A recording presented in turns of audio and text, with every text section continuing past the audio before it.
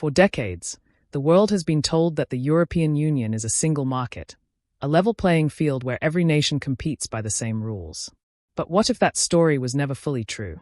What if, buried inside the bureaucratic language of Brussels, there was always a quiet war being fought, not with weapons, but with subsidies, industrial policy, and economic nationalism dressed in the clothes of European solidarity?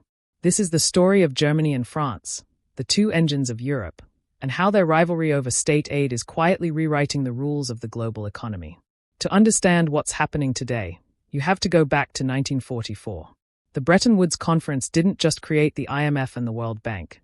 It established a philosophical consensus that free markets and open competition were the foundation of post-war prosperity. When Europe began its economic integration project in the 1950s, it was built on that same logic. The Treaty of Rome in 1957 explicitly prohibited state aid that distorted competition. The idea was elegant. No government should be allowed to pick winners and tilt the playing field. Economists called this the ordoliberal framework, a term you need to understand if you want to understand Germany. Ordoliberalism, developed by Walter Eucken and the Freiburg School in the 1930s and 40s, argued that a free market is not natural. It must be actively constructed and defended by rules. Germany absorbed this philosophy into its national identity. It became the foundation of what Germans call the soziale Marktwirtschaft, the social market economy. For Germany, rules are not bureaucratic obstacles. Rules are the architecture of civilization itself.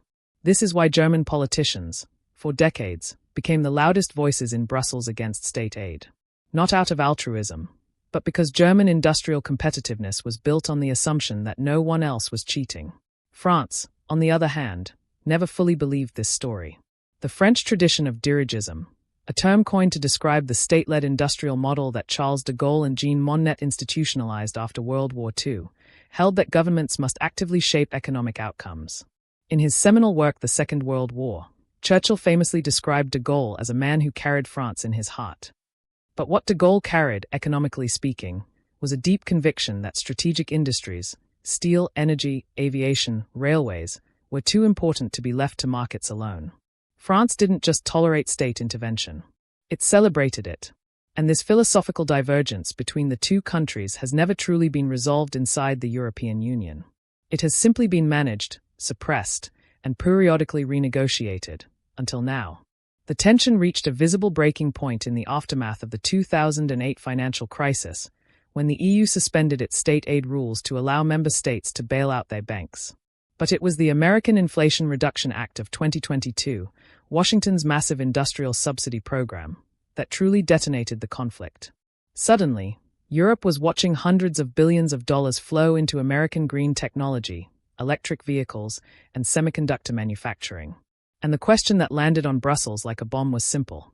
Can Europe afford to play by its own rules while America and China openly do not? France said no, immediately, loudly, and with characteristic confidence. Paris proposed a Buy-European Act, echoing American protectionism.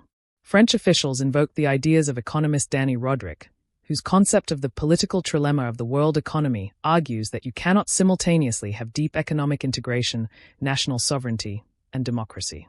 Something always breaks. France, in that framework, was choosing sovereignty.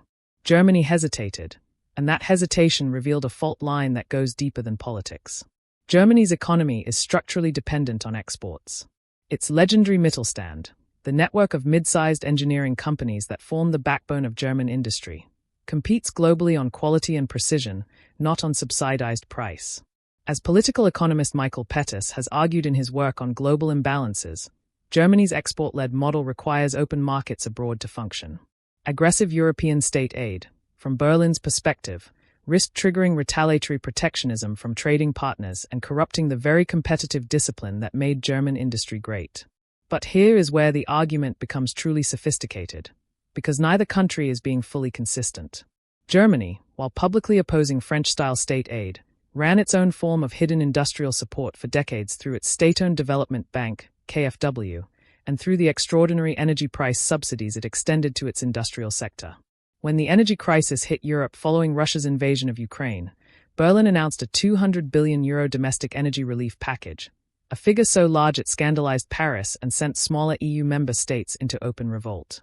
Poland, Italy, and Spain accused Germany of using its fiscal firepower to give its own industries an unfair advantage under the cover of a national emergency. This is precisely what political scientist Barry Eichengreen described in his landmark book The European Economy since 1945, that European integration has always papered over fundamentally different national capitalisms rather than resolving them. The EU is not a single economic model. It is a negotiated compromise between the German model, the French model, the Nordic model, and the Southern European model, all held together by institutional rules that each country interprets in its own favor when the stakes are high enough. And the stakes have never been higher. The green transition, artificial intelligence, semiconductor manufacturing, and defense industrialization are creating a new kind of geopolitical competition. What scholar Mariana Mazzucato, in her book The Entrepreneurial State, calls mission-oriented industrial policy.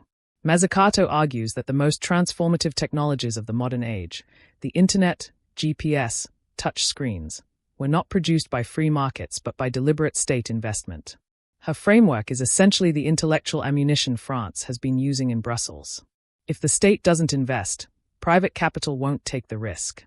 And if Europe doesn't act collectively, it will be carved up between American and Chinese industrial power. Germany, slowly and reluctantly, has begun to shift.